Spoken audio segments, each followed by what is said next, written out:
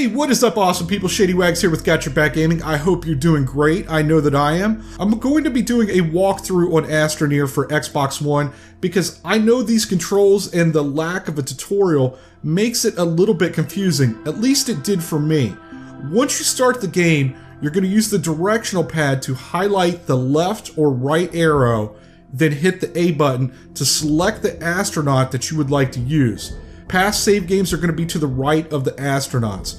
Once you've either selected the astronaut or the save game that you want, then you're going to select the launch button and hit the A button to launch. If you picked a new astronaut, you're going to begin falling to a procedurally generated planet. What that means is that this planet is going to be completely random. Once you land, you're going to hit the X button to leave the habitat and begin your journey. X will equip the terrain tool, and by pressing either the left or right bumper, this will change what action the terrain tool is going to perform. A circle with no arrows will level the terrain. Arrows pointing in will gather material, and arrows pointing out will place material.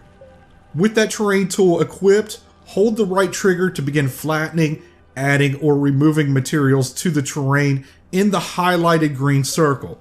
The longer you hold that right trigger, the more material you're going to move. And this does take energy to use the terrain tool. And that amount of energy is displayed on the backpack as the yellow energy cells. Once the energy is depleted in that backpack, you're not going to be able to use the terrain tool until the energy regenerates or you replace that energy. There are two ways to interact with items. When you're near an item, it will automatically be highlighted with a light blue circle, like this here on the extender that's coming off of the habitat. To interact with it, all you're going to do now is hit the right trigger. The other way to interact with items is to pull in the left trigger, which will pull up the target. Then move that target around with the right analog stick. You can then manually select and highlight items, then pull the right trigger to interact with them. Y is going to open your backpack, and that has 8 inventory slots where you can collect and store materials. It also has 2 spots on the top left and right hand sides where you can place items like solar generators or wind vanes. And by placing those items on the top of the backpack, that will increase the production of energy. The bottom of the backpack is used to produce items, and you can move through that list by highlighting the arrows and then hitting the right trigger. And your air tank is on top of the backpack. As you move around your habitat, you're going to be tethered to it, and that will provide you with oxygen.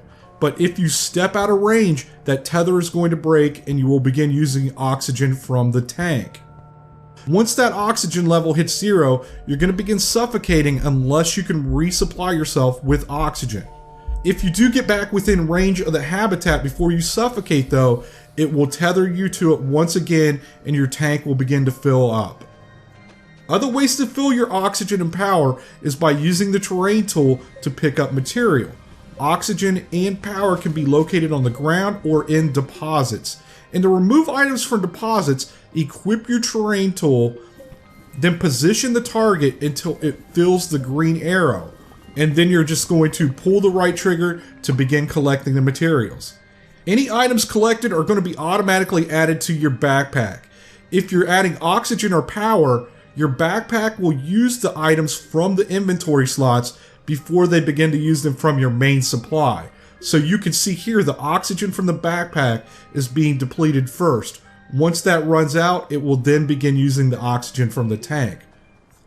Now, another way you could travel without fear of suffocation is by placing additional tethers.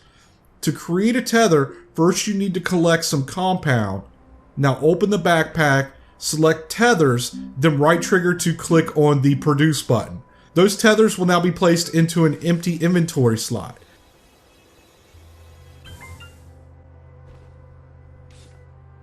To place a tether, use the down directional pad, then move the tether to where you want to place it down. You just want to make sure it is going to be connected to the habitat. Now hit the right trigger to place that tether down. Hit the down directional pad again to place another tether, connecting it to the first one. Now you can continue placing tethers, connecting them so you can move safely without fear of suffocating. The first thing you need to continue upgrading your base is resin. So I'm going to go out here and begin collecting it, and you're going to need 3 of these.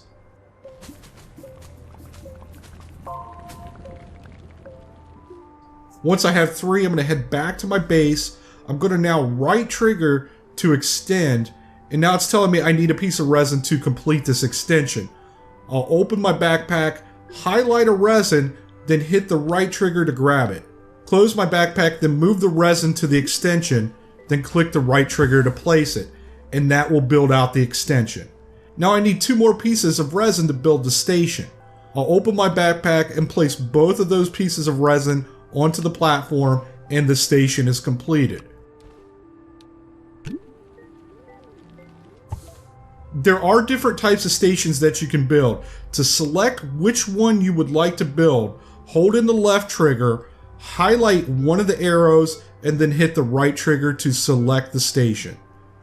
The first station I would recommend building is research. That only takes 2 compounds to build, and by researching items, it's going to unlock additional items and stations. I'm going to go out and collect 3 compounds and then make my way back to the base.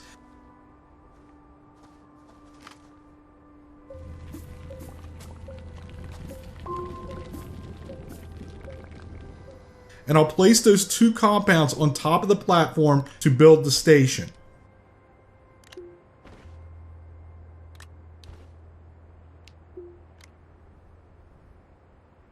Once the compounds are in place, a flashing produced icon is now available. I'm going to left trigger, highlight it, then right trigger. And now the research station is complete, but it does now need power. And there are many different methods to powering a device. The first way you can do that is by collecting power and then moving that power to the switch on the front.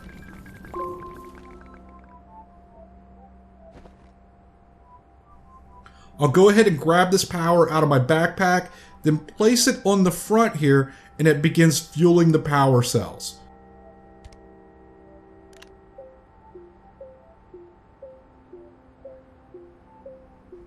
But you probably want to use a renewable power source.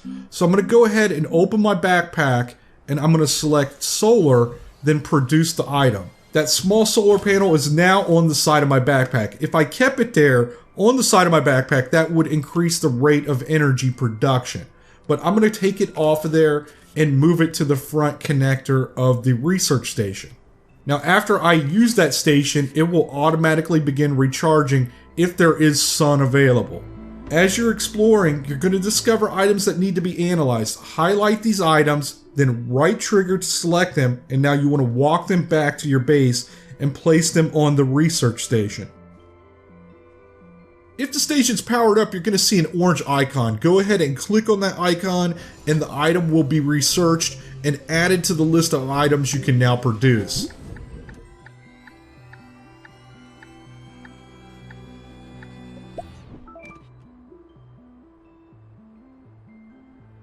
After you finished building this station, another extension was added to the habitat, and that's what you're going to use to continue expanding your base. As you complete stations, more extensions are going to be added to the habitat. And by going out and finding additional items to research and building additional stations, that's going to unlock other items you're going to need to continue expanding, like the rover, which can be built at the vehicle bay, or the trading station, and the habitat, which is produced at the printer. And once you've researched the habitat, that's going to give you the ability to start building additional bases. That habitat can be placed on a vehicle and transported to another location on the planet.